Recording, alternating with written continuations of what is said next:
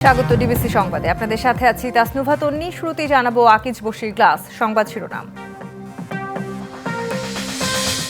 চট্টগ্রামের সশস্ত্র পাহাড়ি সংগঠন কেএনএফ এর আরো বিপুল ইউনিফর্ম উদ্ধার, গ্রেপ্তার ৩, খতিয়ে দেখার পরামর্শ নিরাপত্তা বিশ্লেষকদের। শীর্ষ সন্ত্রাসী সুব্রত বাইন ও মোল্লা মাসুদ কুষ্টিয়ায় গ্রেপ্তার, পোশাক কেনা বেচার কথা বলে ভাড়া নেন বাসা, দুজনের নামে ৬০ হত্যা মামলা। প্রধান উপদেষ্টার সাথে বৈঠকে ইতিবাচক সাড়া না পাওয়ায় হতাশ বিএনপি, ডিসেম্বরে ভোট না হলে সরকারকে সহযোগিতা নয়।